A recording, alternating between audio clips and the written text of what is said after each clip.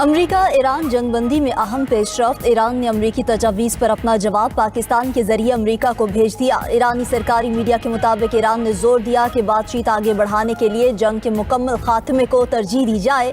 Tehran نے امریکہ سے مکمل جنگ بندی کے لیے ضمانت بھی مانگ لی۔ امریکی اخبار وال اسٹریٹ جرنل نے ایران امریکہ مذاکرات اگلے ہفتے شروع ہونے کا امکان ظاہر کر دیا۔ امریکی اور ایرانی حکام عارضی مفاہمتی معاہدے پر غور کر رہے ہیں۔ ادھر ایرانی وزیر خارجہ کا قطری وزیر اعظم سے ٹیلی فونک رابطہ۔ عباس عراقچی اور شیخ محمد بن عبد الرحمن الثانی کے درمیان علاقائی پیش رفت اور سفارتی کوششوں پر تبادلہ خیال۔ امریکی تجاویز اور اس کے جواب سے متعلق بھی بات چیت ہوئی۔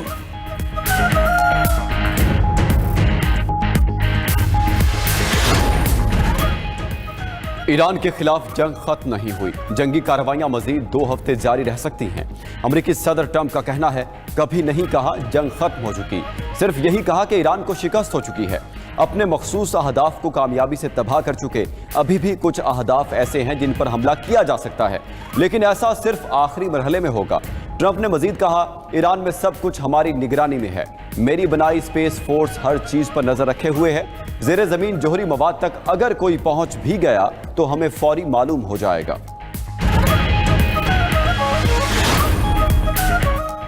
وزیراعظم شہباز شریف کو قطری وزیر اعظم شیخ محمد بن عبد الرحمن الثانی کا ٹیلی فون۔ دونوں رہنماؤں کا بدلتی علاقائی صورتحال اور امن کوششوں پر تبادلہ خیال۔ خطے میں جاری امن کی کوششوں پر پیش رفت کا جائزہ لیا گیا۔ وزیر اعظم شہباز شریف نے پاکستان کے امن اقدامات کے لیے قطر کی حمایت کو سراہا۔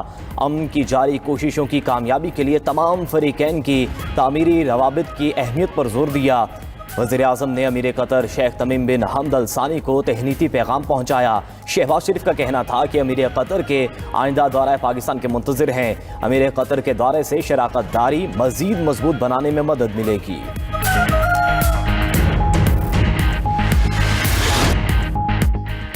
دشمن کے خلاف یادگار فتح مارکہ حق بنیاد مرصوص کی کامیابی کا 1 سال مکمل۔ پاکستان مونومنٹ پر پروقار تقریب، صدر وزیر اعظم وفاقی وزراء فیلڈ مارشل سمیت مسلح افواج کے سربراہان کی شرکت۔ غیر ملکی سفراء اور شہداء کے والدین اور اہل خانہ تقریب میں خصوصی مہمان بنے۔ مسلح افواج کے چاق و چوبند دستوں کا مارچ پاس سلامی پیش کی۔ تقریب میں ننھے بچوں اور فنکاروں نے ملی نغمے گا کر شرکا کا جوش و ولولہ بڑھایا۔ اے پتر ہٹاتے نئی وکدے کے بول سن کر شرکا کی آنکھوں سے آنسو چھلک پڑے۔ شہید کرنل امتیاز اختر کے بیٹے شراز اپل نے بنیاد مرصوص نغمہ پیش کیا۔ موسم کی خرابی کی وجہ سے طیاروں کا فلائی پاسٹ منسوخ کر دیا گیا۔ تقریب کے اختتام پر آتش بازی کا شاندار مظاہرہ۔ اسلام آباد اور پنجاب کے کئی شہروں میں بادل برس پڑے۔ گرمی کے ستائے شہریوں نے سکھ کا سانس لیا۔ لاہور سیالکوٹ گجرانوالہ مرید کے اور دیگر علاقوں میں بارش، موسم خوشگوار ہو گیا۔ محکمہ موسمیات کے مطابق بارش کا سلسلہ 12 مئی تک جاری رہے گا۔ گلگت بلتستان کشمیر سمیت بالائی علاقوں میں بھی بارش کا امکان۔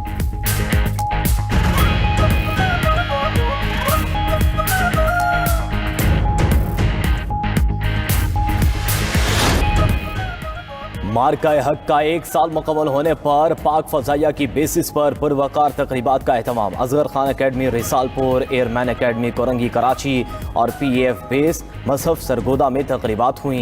مہمان خصوصی کی یادگار شہداء پر حاضری پھول رکھے فاتح خانی کی مسلح افواج کے چاق و چوبند دستوں نے سلامی دی۔ تقریبات میں مارکہ حق کے شہداء اور غازیوں کو زبردست خراج عقیدت پیش کیا گیا۔ وزیر اعظم شہباز شریف کا وزیر اعلیٰ خیبر پختونخوا سہیل آفریدی سے ٹیلی فونک رابطہ۔ دونوں رہنماؤں کا دہشت گردی کے خلاف نبرد آزما پاک افواج، سیکورٹی فورسز اور پولیس کو خراج تحسین۔ وزیر اعظم کا دہشت گردی کے مکمل خاتمے کے لیے وفاق کا صوبائی حکومتوں کے ساتھ مل کر کام کرنے کے عزم کا اعادہ۔ کہا کہ دہشت گردی کے خلاف صوبائی حکومت کو ہر ممکن معاونت فراہم کریں گے، ملک سے ہر قسم کی دہشت گردی کے مکمل خاتمے کے لیے پرعزم ہیں۔ وفاقی وزیر داخلہ محسن نقوی کی بنگلہ دیشی وزیر مملکت برائے خارجہ امور شمع عبید اسلام سے ملاقات۔ دو طرفہ تعلقات، خطے کی صورتحال اور پاکستان کے مصالحتی کردار پر تبادلہ خیال، تجارت اور ثقافت کے شعبوں میں اشتراک بڑھانے پر اتفاق۔ بنگلہ دیشی وزیر مملکت برائے خارجہ نے ایران امریکہ تنازع کے حل کے لیے پاکستان کے مصالحتی کردار کو سراہا۔ بنگلہ دیش کے وزیر خارجہ کے پاکستان کے دورے کے حوالے سے بھی گفتگو۔ محسن نقوی نے کہا کہ پاکستان میں سرمایہ کاری کے وسیع مواقع موجود ہیں۔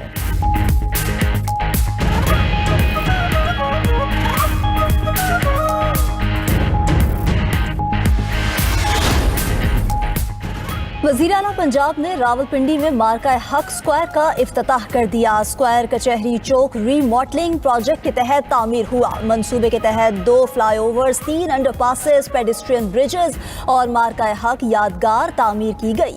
مریم نواز نے کہا کہ روات سے موٹر وے تک 25 کلومیٹر طویل سگنل فری کوریڈور بنایا جائے گا۔ سگنل فری کوریڈور راولپنڈی کا اربن کلچر تبدیل کرے گا۔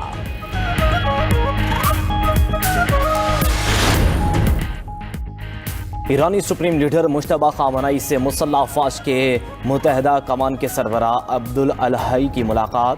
فارس نیوز کے مطابق مجتبی خامنئی نے عبدالالہی کو دشمنوں کا ڈٹ کر مقابلہ کرنے کی نئی ہدایات جاری کر دیں۔ ادھر ایرانی صدر مسعود پزشکیان نے عالمی طاقتوں کے ساتھ ممکنہ مذاکرات اور ملک کی دفاع سے متعلق نئی وضاحت کر دی۔ کہا مذاکرات کا مطلب ہتھیار ڈالنا یا سر تسلیم خم کرنا ہرگز نہیں۔ ہمارا مقصد ایرانی عوام کے حقوق کا حصول اور قومی مفادات کا باوقار دفاع ہے۔ جنگی حالات کے باوجود ملک کی تعمیر و ترقی اور دفاعی استحکام پر کوئی سمجھوتہ نہیں کیا جائے گا۔ ایران کے خلاف ناکہ بندی پوری طرح جاری ہے۔ 20 سے زائد امریکی جنگی جہاز حصہ لے رہے ہیں۔ امریکی سینٹرل کمانڈ کا کہنا ہے کہ 13 اپریل سے اب تک 61 تجارتی جہازوں کو رخ موڑنے پر مجبور کیا گیا۔ ہدایات پر عمل نہ کرنے والے 4 جہازوں کو ناکارہ بنایا گیا۔ ناکہ بندی کا مقصد ایرانی بندرگاہوں میں داخلہ اور اخراج روکنا ہے۔ ادھر قطر کے ساحل کے قریب سمندر میں ایک مال بردار بحری جہاز پر حملہ۔ برطانوی میری ٹائم کے مطابق حملے کے نتیجے میں جہاز کے ایک حصے میں معمولی آگ لگی۔ عملے نے بروقت کارروائی کرتے ہوئے آگ پر قابو پا لیا۔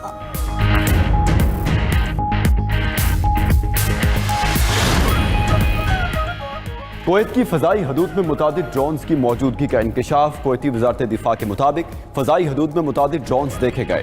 دفاعی نظام نے ڈرونز کا فوری نوٹس لیا اور سیکیورٹی پروٹوکولز کے تحت نپٹا گیا۔ حکام نے ڈرونز کو گرائے جانے یا ان کے ممکنہ ہدف کے بارے میں تفصیلات فراہم نہیں کی۔ لبوں پہ اس کے کبھی بد دعا نہیں ہوتی، بس ایک ماں ہے جو کبھی خفا نہیں ہوتی۔ ماں بے لوث محبت اور لازوال قربانی کا استعارہ۔ پاکستان سمیت دنیا بھر میں آج ماؤں کا دن منایا جا رہا ہے۔ ہر سال مئی کے دوسرے اتوار عظیم ہستی ماں کو خراج تحسین پیش کیا جاتا ہے۔ وزیر اعلیٰ پنجاب مریم نواز نے پیغام میں کہا کہ مدر ڈے ماؤں کی غیر معمولی محبت و قربانیوں کو تسلیم کرنے کا دن ہے۔ مدر ڈے پر اور ہر روز اپنی عظیم ماں کی کمی محسوس کرتی ہوں۔ ماں کی خدمت کو شعار بنانے والے دنیا اور آخرت میں سرخرو ہوتے ہیں۔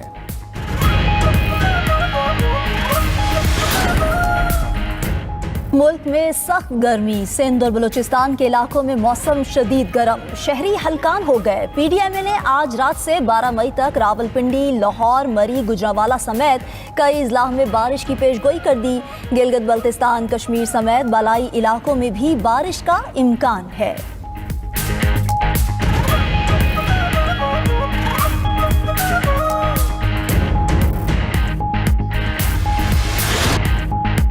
ڈھاکہ ٹیسٹ کے تیسرے روز پاکستانی ٹیم 386 رنز بنا کر پویلین لوٹ گئی۔ بنگلہ دیش کی پہلے اننگز کی نسبت پاکستان کو 27 رنز خسارے کا سامنا۔ دوسری اننگز میں بنگلہ دیش نے 7 رنز بنائے تو خراب روشنی کے باعث میچ روک دیا گیا۔ پاکستان کی جانب سے اذان اویس کی ڈیبیو میچ میں شاندار سنچری، 103 رنز بنا کر آؤٹ ہوئے۔ اذان ٹیسٹ ڈیبیو میں سنچری بنانے والے پاکستان کے 14ویں کھلاڑی بنے۔ عبداللہ فضل کی ٹیسٹ کیریئر میں پہلی 50 60 رنز بنا کر پویلین لوٹ گئے۔ سلمان آغا 58، محمد رضوان 59 اور امام الحق 45 رنز بنا کر نمایاں رہے۔ کپتان شان مسعود 9 اور ساؤتھ شکل 0 پر ہی چلتے بنے۔